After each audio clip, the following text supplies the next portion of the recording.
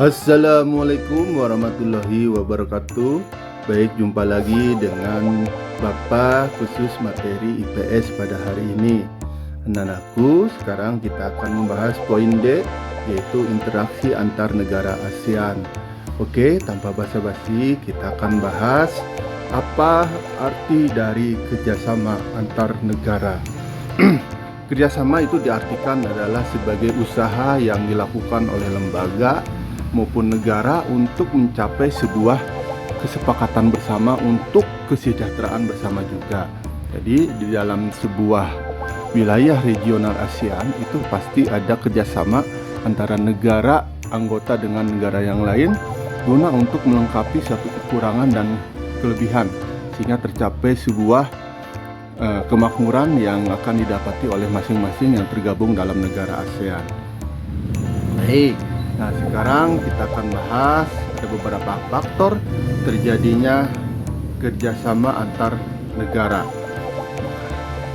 Salah satunya faktor yang paling dominan adalah salah satu penghambat yang akan kita bahas faktor terjadinya kerjasama adalah keamanan negara, kebijakan pemerintah. Jadi keamanan negara itu sangat berpengaruh terhadap terjadinya kerjasama antar negara. Apabila negaranya dalam keadaan tidak menentu, dengan situasinya penuh dengan konflik di dalam masyarakatnya, maka otomatis negara yang akan melakukan kerjasama itu pasti akan berpikir ulang. Ataupun yang kedua adalah kebijakan pemerintah.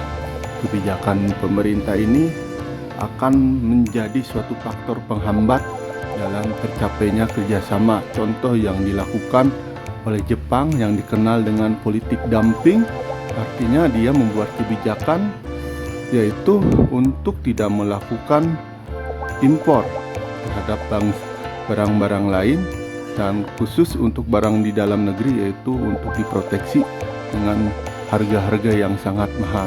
Jadi di Jepang itu memberlakukan impor, sementara barang-barang impor di dalam negeri itu diberlakukan dengan sangat mahal. Itu otomatis ini akan menghambat terjadinya kerjasama.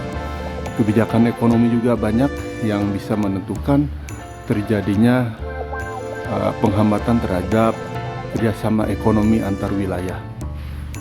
Baik, nah sekarang kita akan bahas bentuk-bentuk kerjasama yang ada di negara ASEAN. Salah satu pilarnya adalah ASEAN Political Security Community, APSC, atau Masyarakat Politik Keamanan ASEAN. Ini adalah salah satu bentuk kerjasama negara-negara ASEAN. Nah, ini kita lihat negara-negara ASEAN yang tergabung dalam wilayah Asia Tenggara melakukan kerjasama untuk meningkatkan masing-masing taraf hidup negara anggotanya. Salah satunya dengan membentuk sebuah kerjasama perdagangan bebas yang disebut dengan APTA ya. Nah, ini kerjasama bidang ekonomi juga salah satu yang dilakukan untuk mengatasi kekurangan-kekurangan sebuah negara. Tren kependudukan hampir sekitar 15% penduduk di ASEAN itu bertinggal di daerah urban atau kota. Nah, oke.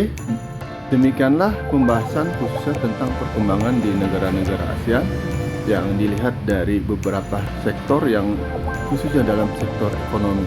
Terima kasih. Wassalamualaikum warahmatullahi wabarakatuh.